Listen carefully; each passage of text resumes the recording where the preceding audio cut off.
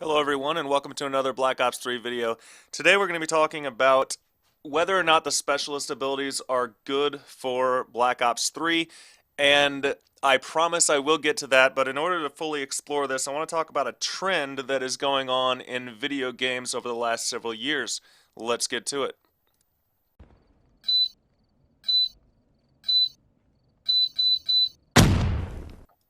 So just out of curiosity today, I went back all the way to 2010 through 2014 and looked up the top 10 selling games of each year. And what I found was kind of strange. And I'm going to show the list. They may come up kind of fast, so you can go ahead and pause it and check out the list if you want, but I'm not going to leave them on screen very long because I want to put it up while I'm talking. In 2010, there were only 3 games that came out that were artificial intelligence storyline based single player games. In 2011, there was only 4. In 2012, there were 3. 2013 was a little bit strange, a little anomaly. They had 6 top 10 games that were storyline artificial intelligence driven. And in 2014, there were only 2. And the trend that we're seeing in video games is that people are going away from the single player game and opting instead for multiplayer competitive games like Call of Duty and League of Legends and different sports games and things like that. And if you really think about the philosophy behind games, I think it's pretty easy to see what has happened. Since, let's say, the 1980s, video games have been getting progressively easier, and more they hold your hand while you play them. So, back in the 80s, when it was all about arcade machines, video games like Pac-Man and Donkey Kong, things like that, were intentionally made next to impossible because they wanted you to keep throwing money at the machine. If you can only beat 2 or 3 levels and then your game's over, you have to pay again to play again. So they made the games intentionally hard. Then in the 90s, consoles kind of took over. We're just going to jump to the Super Nintendo because that's what I grew up with. And Super Nintendo, you had storyline games, but the games were not easy. Super Nintendo was a very hard system to play. I can think of one in particular called Prince of Persia, and many of you have probably heard of the sequels to Prince of Persia. I don't know if you've played the original, but in the original Prince of Persia game, you play a beggar in Persia who is locked in a dungeon, and your princess is given 24 hours to live. And you have to navigate through, I believe it was 20 levels. I'm not sure about that. I believe it was 20 levels, and you have 24 hours to get it done. If you die, you go back to the beginning of the level, but your time that you spent dying in that level stays going. And the thing about Prince of Persia is that if you didn't make it to the princess and save her in 24 hours, it would let you keep going. And you would get all the way to the top and you would fight the boss and your thumbs would be extremely sore because of how sword fighting worked in Prince of Persia. Then you would find out that she was dead and you didn't save her. And of course then you don't know how far back you have to go to get back on pace to beat the game in 24 hours. So you pretty much have to start over. If I ask everyone out there to raise their hand if they actually saved the princess's life rather than just getting to the end, the number of people holding their hand up is going to be very low. And Prince of Persia was a game designed for you to win, designed for you to succeed. The reason is, of course, that they want you to get through the story so that you'll be connected to the characters when the sequel comes out. But at the same time, if you beat that game, there was a reward. You felt like you accomplished something. And the same goes for a lot of Super Nintendo games. Again, raise your hand if you ever beat Aladdin for the Super Nintendo. But we can move on a little further now. Let's talk about Metal Gear Solid for the PlayStation. Now, in Metal Gear Solid, if you got to a spot where you couldn't beat the boss, it said, "Too bad. Now you have to respawn, and all of the med kits and ammo and gear that you used the last time you lost to the boss, you don't have it anymore. So your choice is to go face the boss who just kicked your butt with all that gear without it, or spend an hour going back through the level to pick up all the gear again." And it's not because Metal Gear took pride in you not winning it, it's because Metal Gear wanted you to take pride in beating it.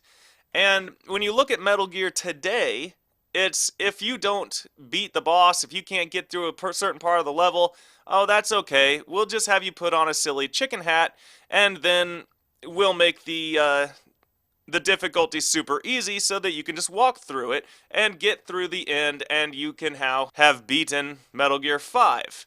And the problem is that there's no pride in that. There's no, I have a friend who's playing Metal Gear 5. If when he comes and tells me he beats it, I'm going to say, so what? Big deal. Because it's not really an accomplishment. It's a game that is not just designed to be beaten. It's a game that is designed to not allow you to fail. And that's how a lot of first or single player games are nowadays. They literally don't want you to fail. They want you to get attached to the characters and beat the game so that you'll buy the next game. And so as video games get easier and easier and refuse to let you fail the way that they would almost ensure you fail back in Super Nintendo, or they would allow you to fail in PlayStation, nowadays you see a much bigger increase in the player versus player community. We're talking about Madden, Call of Duty, Halo, things like that. Games that are not story driven, don't really contain characters, and don't leave you thinking, I really want to know what happens next, but rather games that leave you up against a non-AI unit.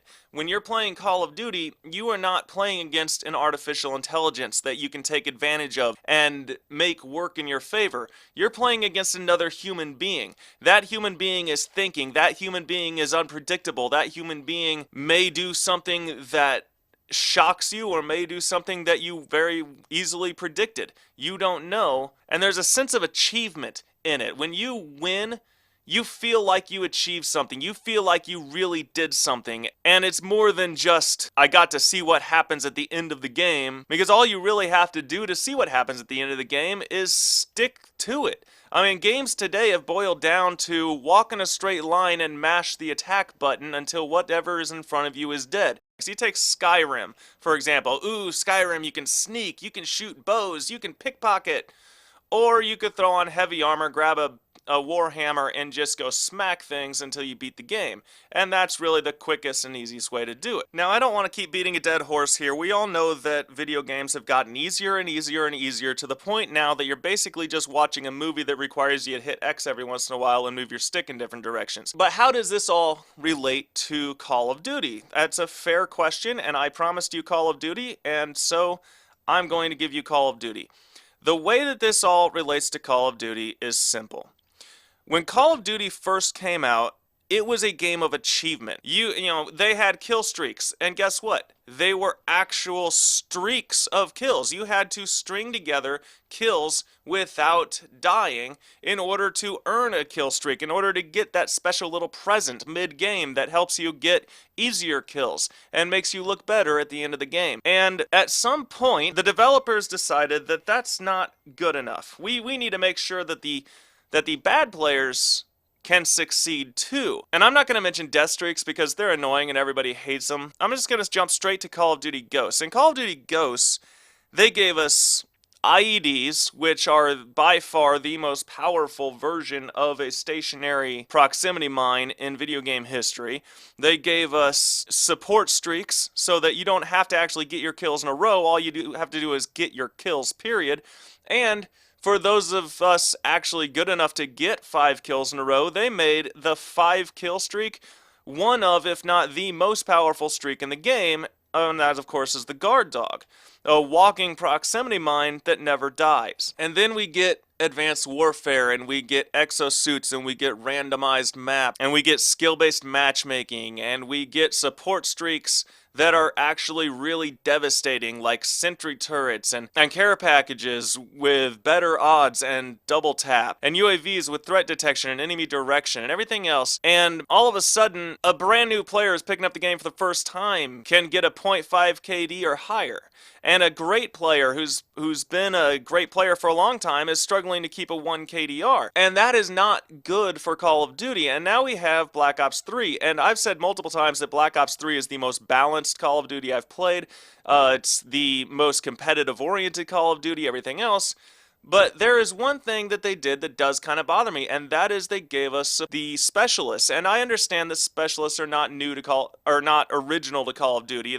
Destiny has something like a specialist. I believe Titanfall has something like a specialist. But I'm going to talk about Call of Duty because that's what this channel is about. Specialist abilities are basically participation streaks. All you need to do to earn your specialist ability is not quit.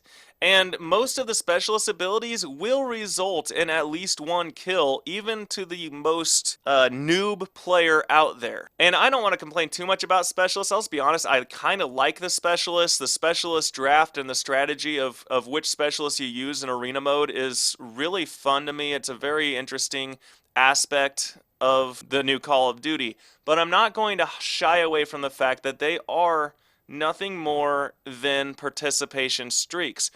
And that is really bad, because what's going to end up happening is we're going to get a Call of Duty game with support streaks, specialist abilities, skill-based matchmaking, terrible maps, and exosuits. And what's going to end up happening is a brand new player picking up the game for the first time is going to have a .9 KDR, and a great player who's been playing for years and years and years is going to have a 1.1. And that's going to do two things. Number one, it's going to drive the good players away because they feel like their skill and their talent and all the years of practice have been wasted on a game that doesn't allow them to take advantage of any of it. And it's going to uninspire the new players, because when you start out getting nearly a 1 KDR and having all these things handed to you, number one, you don't have any reason to get better, and number two, you don't feel like you've really accomplished anything. I remember in Ghosts, I decided not to use support streaks or IEDs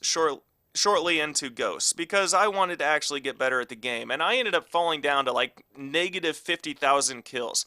And I remember when I got back to a 1 KDR, I was so happy and excited, and that is a feeling I would not have gotten if I had just stuck with the IEDs and support streaks and never really forced myself to actually get better at the game. And so new players aren't going to feel that sense of accomplishment, and they won't really care a whole lot about the game, and veteran players will feel like all of their accomplishments are for nothing, and they're going to leave the game, and this is not good for Call of Duty. And the reason I read all those stats at the beginning about the top 10 selling games of every year is to simply make the point.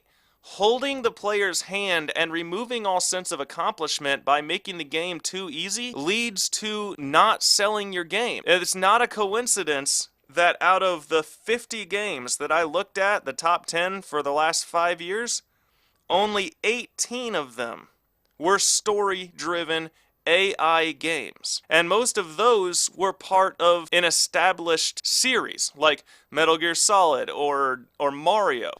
So in the end, I think the specialists are a pretty good addition to the game, and I enjoy the dynamics that they bring to it, but I think that the Call of Duty developers need to start being very weary and cautious of how much they just hand you during the game, because it could very easily become a situation where people just get bored and don't feel any sense of accomplishment when they actually do well.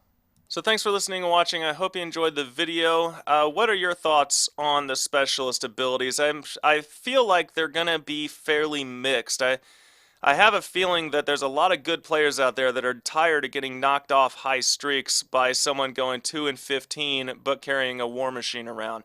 That's just my feeling. Let me know, and goodbye.